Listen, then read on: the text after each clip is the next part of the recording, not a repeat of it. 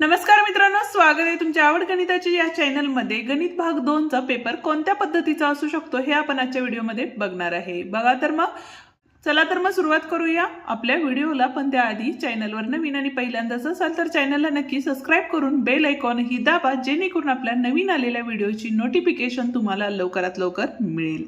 Paper कोणत्या पद्धतीचा असू शकतो ते आज आपण या ठिकाणी बघत आहोत। सुरुवातीला बघा सूचना दिलेल्या आहेत, त्या सूचना काय आहेत ते जाणून घेऊया। पहिल्यांदा सर्व प्रश्न आवश्यक आहेत, जे मेन प्रश्न आहेत म्हणजे हे दिलेले प्रश्न आहेत त्यातले तुम्हाला पर्याय असणार आहेत। त्या पर्याय जेवढे दिलेले आहेत तेवढे पर्याय सोडवणे गरजेचे आहे। म्हणजे 4 प्रश्न दिले असतील आणि त्यातले 3 प्रश्न सोडवा असं सांगितलं असेल तर 3 प्रश्न सोडवणं गरजेचंच आहे। आवश्यक त्या ठिकाणी योग्य भौमितिक आकृती काढा आणि जिथं आकृतीची गरज आहे त्या ठिकाणी तुम्हाला आकृती काढायची आहे। रचनेच्या सर्व खुणा स्पष्ट असाव्यात, त्या पुसू नका। ज्या वेळेला तुम्ही भौमितिक रचना करणार आहे त्यावेळेला काय करायचं आहे, त्या खुणा स्पष्ट असल्या पाहिजेत, दिसायला स्वच्छ दिसल्या पाहिजेत, ठीक आहे।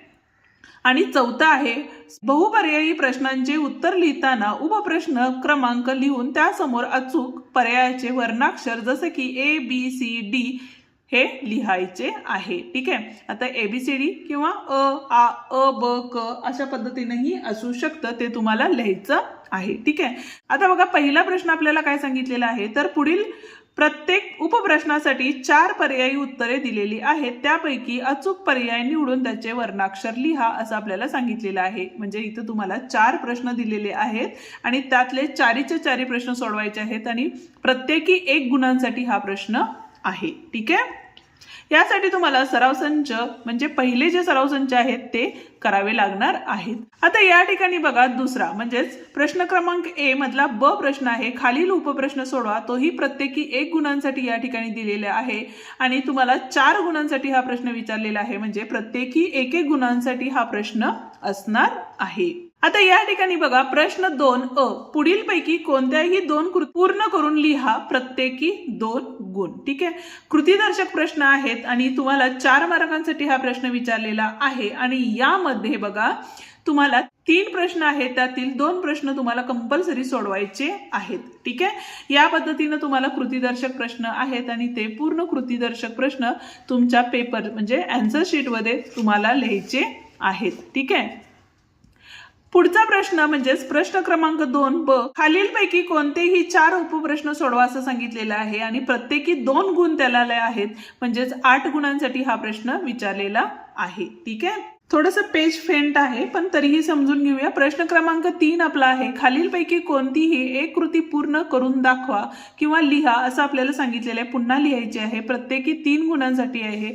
हा सुद्धा आपला एक कृतीदर्शक प्रश्न आहे आणि यामध्ये आपल्याला काय करायचे, 2 प्रश्न आहेत त्यातला 1 प्रश्न या ठिकाणी सोडवायचा आहे, ठीक आहे। आणि प्रश्न क्रमांक 3 ब दिलेला आहे, खालीलपैकी कोणतेही 2 उपप्रश्न सोडवा आणि या 2 उपप्रश्नामध्ये तुम्हाला बघा किती प्रश्न दिलेले आहेत, प्रत्येकी 3 गुणांसाठी 1 प्रश्न आहे आणि 3 दोन्ही 6 म्हणजे 6 गुण तुम्हाला या ठिकाणी मिळणार आहेत। एकूण 4 उपप्रश्न असतात, त्यामध्ये तुम्हाला 2 उपप्रश्न या ठिकाणी काय करायचे, सोडवायचे आहेत, ठीक आहे।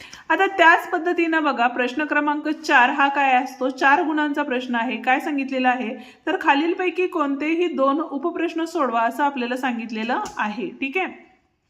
3 प्रश्न आहेत, त्यातले 2 प्रश्न सोडवायचे आहेत, प्रत्येकी 4 गुण आहेत, म्हणजे 8 गुण तुम्हाला या ठिकाणी मिळणार आहेत। आणि शेवटचा म्हणजे 5वा प्रश्न आहे, ज्यामध्ये तुम्हाला एकच उपप्रश्न सोडवायचा आहे आणि तो 3 गुणांसाठी विचारलेला आहे। तर तुम्हाला 2 प्रश्न दिलेले असणार आहेत, त्यातला 1 प्रश्न तुम्हाला या ठिकाणी सोडवायचा आहे कंपल्सरी आणि तो किती मार्कांसाठी आहे, तर 3 गुणांसाठी आहे। ही होती आपली भूमितीची प्रश्नपत्रिका, म्हणजेच या पद्धतीचे प्रश्न तुम्हाला विचारले जाऊ शकतात। जर तुम्हाला या पद्धतीचे 3-4 मार्कांचे प्रश्न सोडवून हवे असतील तर तुम्ही मला कमेंट करा, आपण हे प्रश्न सोडवून नक्की देऊयात, पण जास्तीत जास्त कमेंट आल्या तर। या ठिकाणी आपला हा व्हिडिओ संपतो। आजचा व्हिडिओ तुम्हाला कसा वाटला ते कमेंट करून नक्की सांगा। व्हिडिओ आवडला असेल तर व्हिडिओला लाईक, शेअर आणि कमेंट करायला विसरू नका आणि त्याचप्रमाणे जर चॅनलवर नवीन आणि पहिल्यांदाच असाल तर चॅनलला नक्की सबस्क्राइब करून बेल आयकॉन ही दाबा, जेणेकरून आपल्या नवीन आलेल्या व्हिडिओची नोटिफिकेशन तुम्हाला लवकरात लवकर मिळेल। धन्यवाद।